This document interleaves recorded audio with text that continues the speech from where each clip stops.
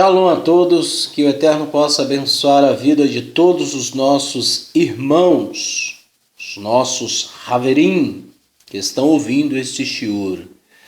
Hoje nós iremos falar sobre o perfil dos nazarenos à luz dos registros históricos. O perfil dos Netzarim à luz dos registros históricos. Esse shiur está sendo extraído do livro Judaísmo Nazareno, a qual o seu escritor é o Tzadok Ben Derer, o nosso Rav.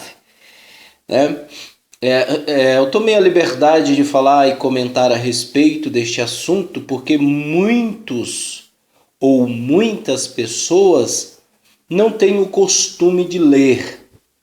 Então a gente vai pegar alguns pontos, alguns assuntos que são interessantes de primeira instância para a pessoa que está começando o processo de techuvá. Então, a pessoa está começando agora, ou ela está em um estado ou numa cidade ou em qualquer lugar que não tenha uma congregação Netzarim. Então a pessoa vai ouvir e vai começar a colocar em prática o que está sendo ensinado neste shiur. Bem, atualmente existem diversos grupos judaicos crentes em Yeshua que afirmam: nós adotamos as mesmas práticas dos originais emissários apóstolos.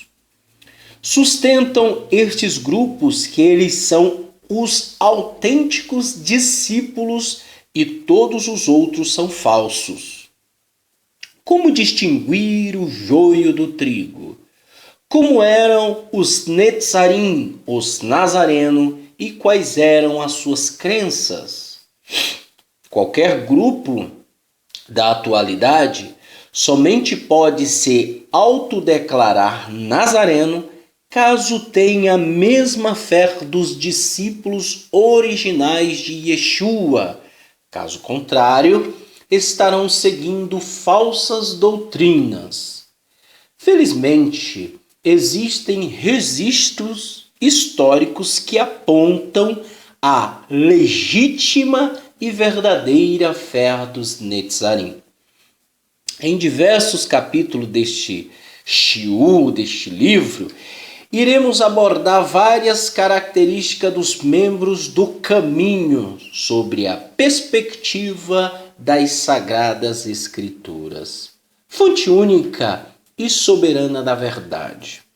Todavia, com o objetivo de introduzir o tema, serão apresentadas características pautadas em registros históricos, deixando-se a análise mais acurada de tais temas ao longo desta obra, ocasião em que serão expostos fundamentos bíblicos. Os discípulos israelitas eram chamados de Netzarim, nazarenos, e não de cristãos. Estes sectários não se chamam de cristãos, mas nazarenos. Onde está escrito isso? Epifânio de Salamina, Panarion 29. Reconheciam que Yeshua é o Mashiach, o Messias. Os nazarenos aceitam o Messias de tal maneira que eles não deixam de observar a lei antiga. Abre parênteses. Torá, Jerônimo, comentário on Isaías 8:14. Eles não têm ideias diferentes, mas confessam tudo exatamente como a lei Torá proclama e na forma judaica.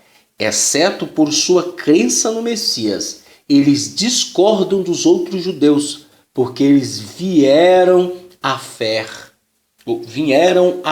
no Messias. Epifânio de Salamina, Panarion 29. professam que Yeshua é o filho de Elohim. Eles acreditam que o Messias, o filho de Elohim, nasceu da Virgem Miriam, Maria. Jerônimo, Letter 75.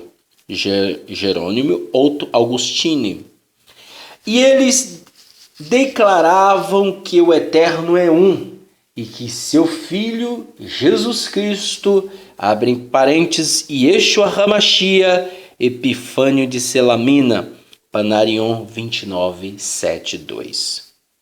Ou seja, Epifânio e Jerônimo, eles atestam que o Mashiach era o Messias e que também eles declaravam que o Eterno é um e que seu Filho é o Mashiach.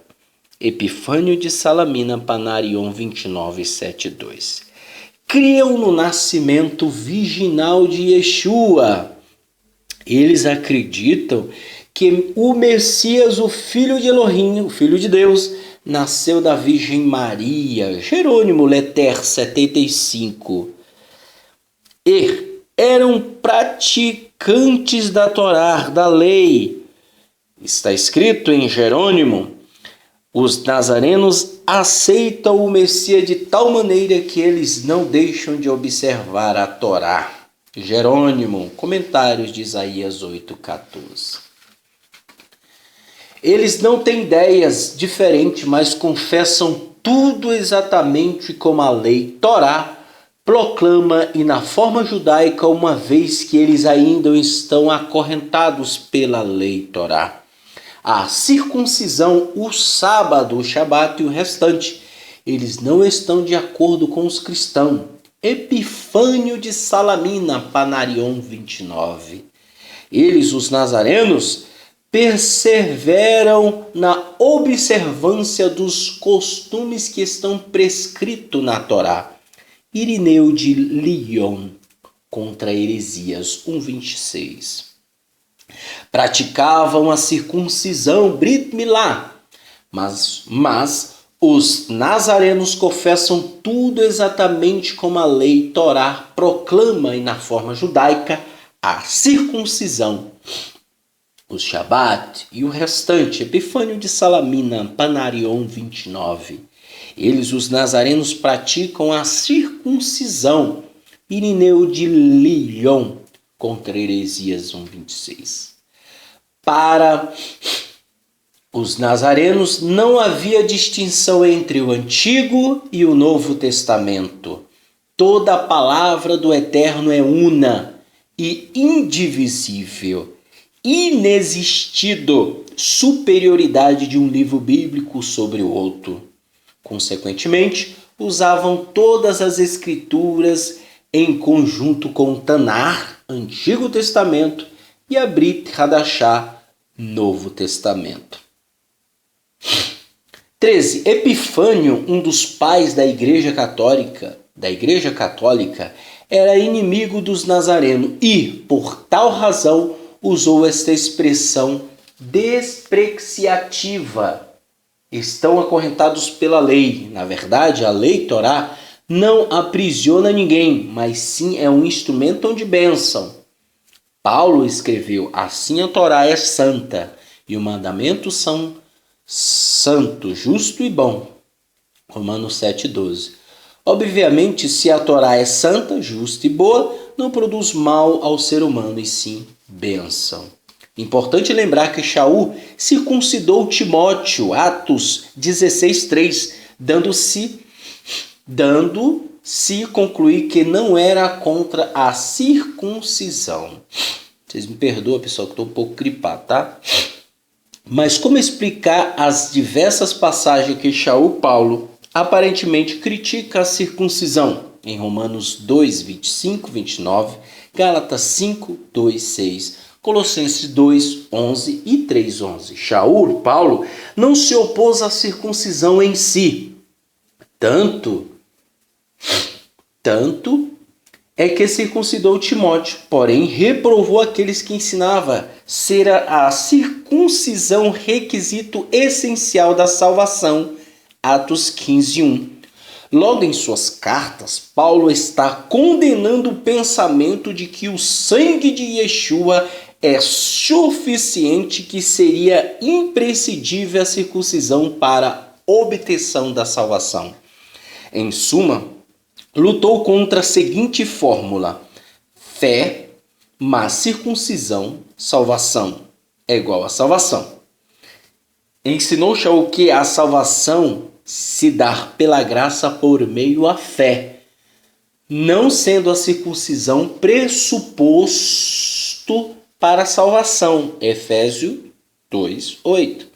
Porém, a prática da circuncisão em si é benigna e foi instruída pelo próprio Eterno, sendo que a Torá prevê a Brit Milá obrigatoriamente para os judeus e facultativamente para os gentios.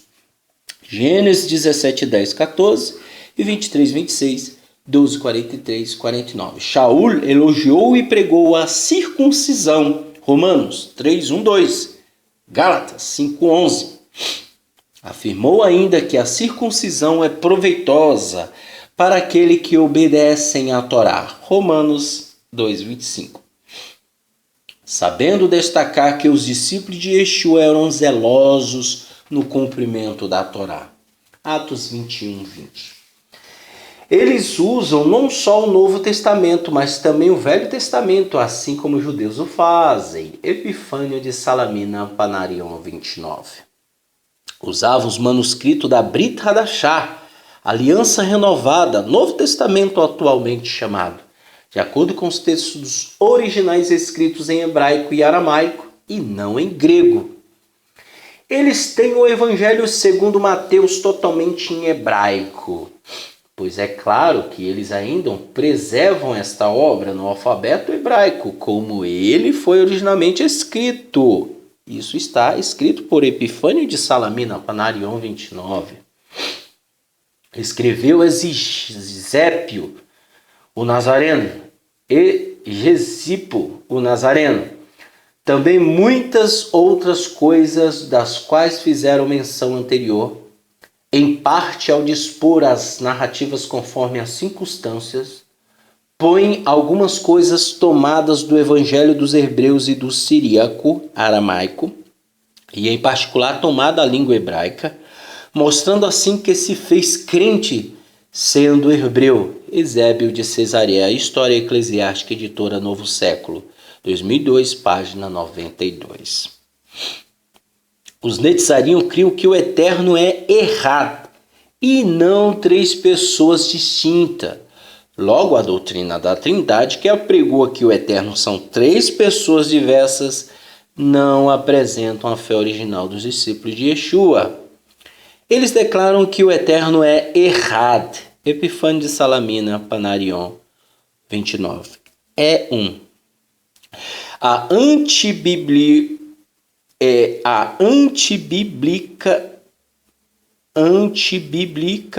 doutrina da Trindade foi engendrada por Tertuliano, 160 a 220 depois de Cristo, na obra Contra as Praxeas. Tertuliano reprova a maioria dos crentes porque eles eram monarquistas, isto é, criam que o Eterno é um, e que o Pai, o Filho e o Espírito são manifestações do Eterno. Ou seja, enquanto a maioria dos crentes em Yeshua pensavam corretamente que o Eterno é um, apenas de se manifestar por três aspectos diferentes, monarquismo, Tertuliano apregoava erroneamente que o Eterno são três pessoas diferentes. Ensinos tipicamente influenciados pelo paganismo, que concebeu a ideia de vários deuses. Cita-se passagem em que Tertuliano combate injustamente a maioria dos crentes.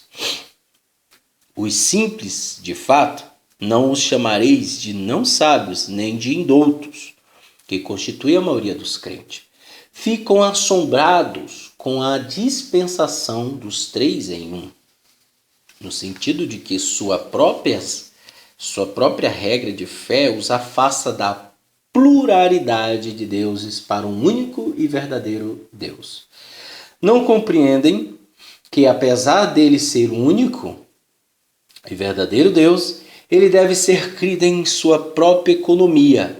Eles estão constantemente nos atacando, dizendo que somos pregadores de 2 deuses e de 3 deuses, enquanto eles mantêm preeminentemente o crédito para eles menos de serem adoradores de um único Deus, tal como se a unidade em si, com suas deduções irracionais, não produzem heresias, e a Trindade, racionalmente considerada, constitui a verdade. Nós, dizem eles, mantemos a monarquia, o único governo de Deus. Conta Práxeas, capítulo 3. Aprenda-se que a maioria dos crentes não criam em Trindade, mas eram adoradores do único Elohim. E mais, estes fiéis discordavam da doutrina da Trindade, porque diziam que esta implica na crença da pluralidade de deuses e que é condenado pela Bíblia. Sustentava a maioria dos crentes que o Eterno é um, manifestando-se de várias maneiras, como Pai, Filho e Espírito. Eis como Tertuliano descreve o pensamento da multidão dos discípulos de Yeshua. Eles mantêm que só há um Senhor, o Todo-Poderoso Criador do mundo.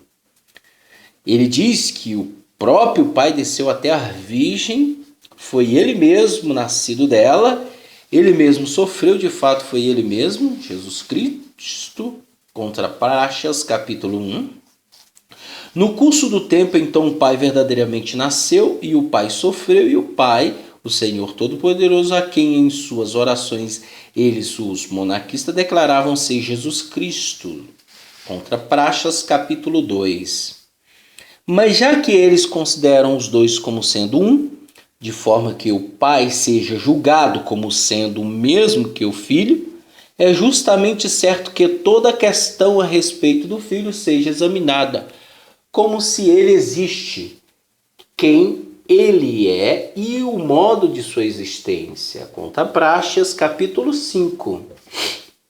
Tertuliano reconhece que a concepção do Eterno, de o Eterno ser um, manifestando-se como Pai, Filho e Espírito, é fruto da fé judaica, ou seja, representa os pensamentos dos judeus nazarenos.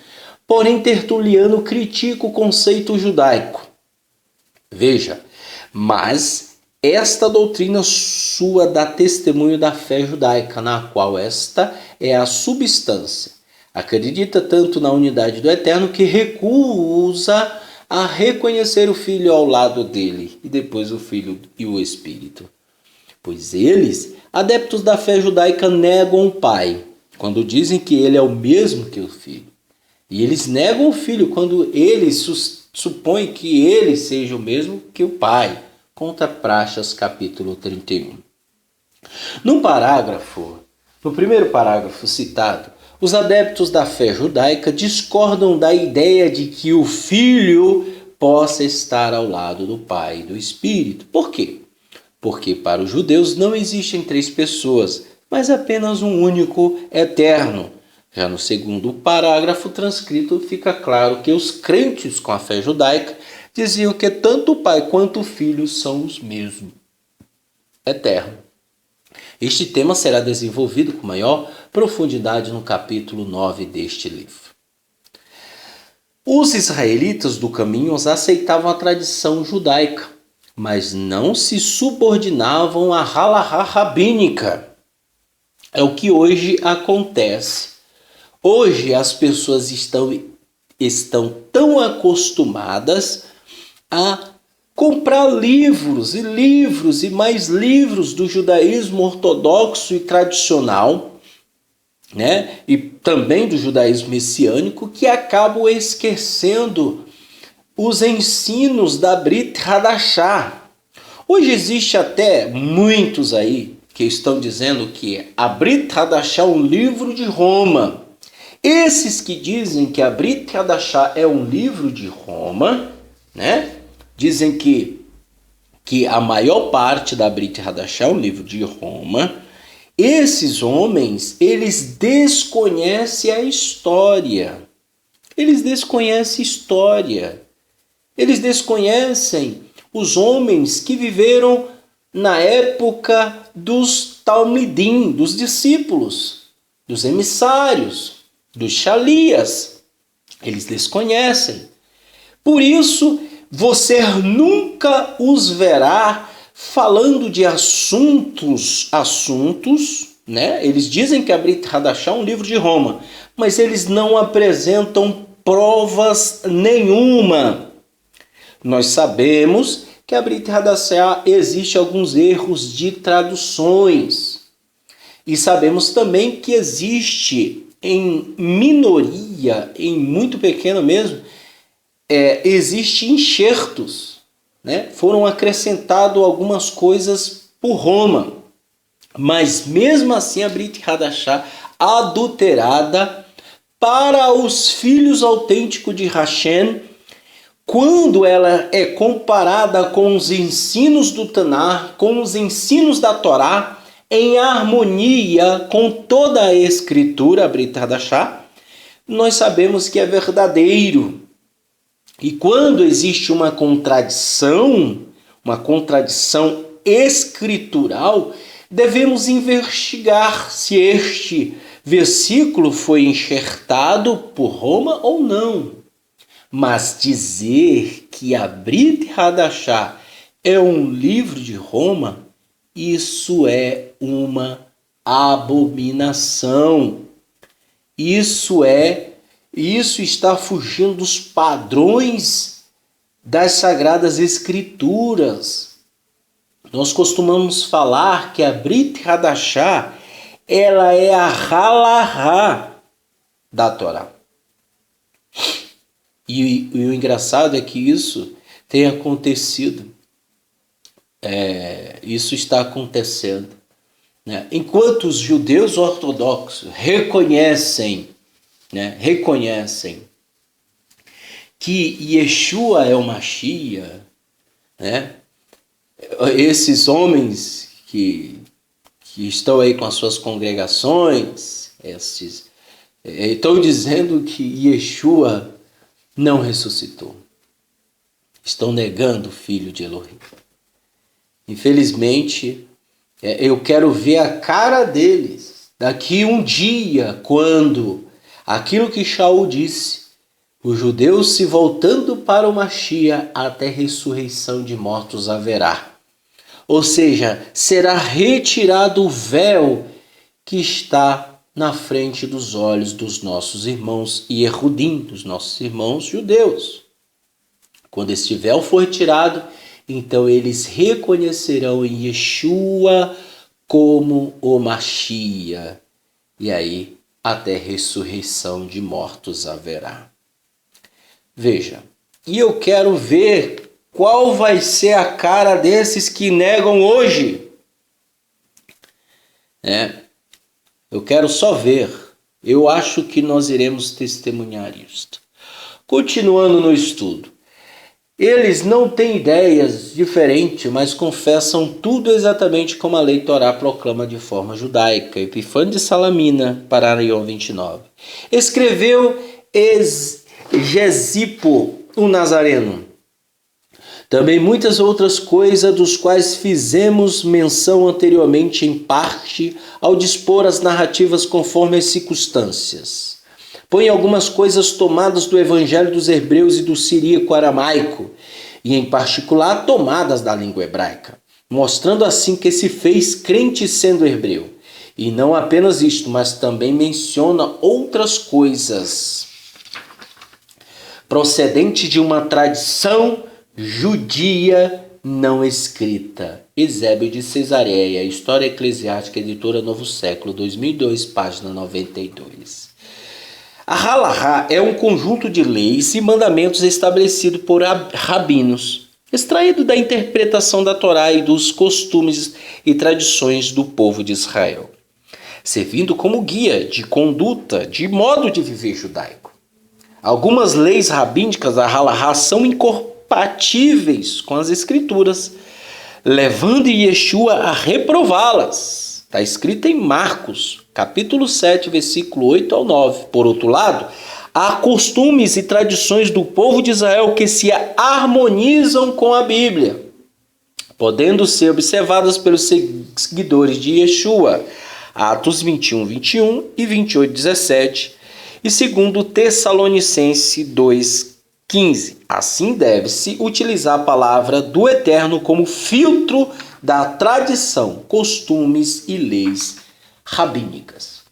Apesar de os membros do caminho, que assim eram chamados Netzarim,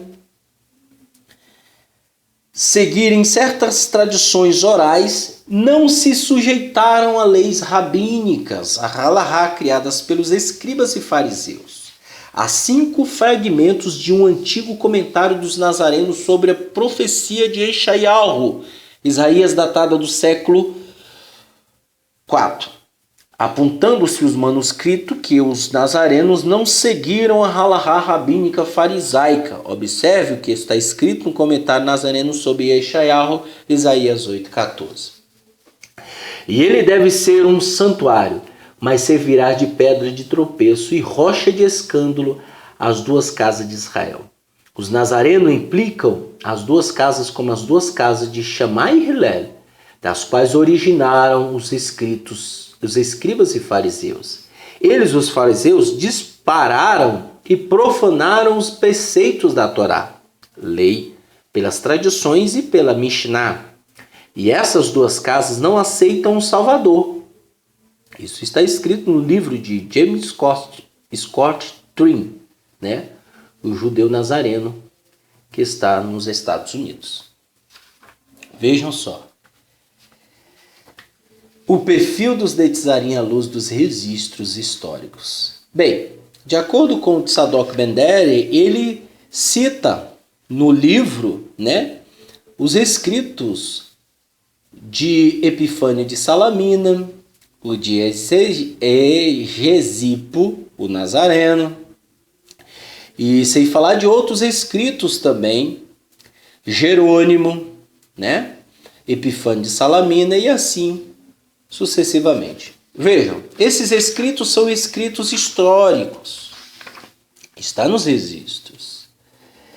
E hoje nós vemos muitos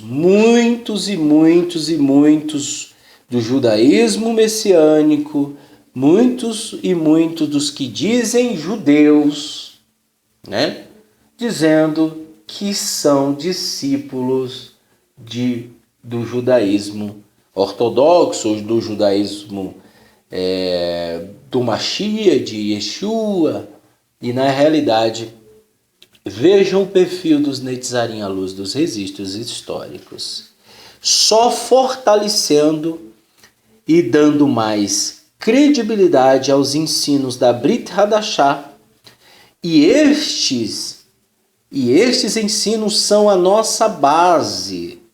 No shiur agora sobre os Netzarim, que irei fazer, né, você vai ver aí sobre o significado do nome Netzarim, nós iremos colocar, e você pode procurar agora no YouTube,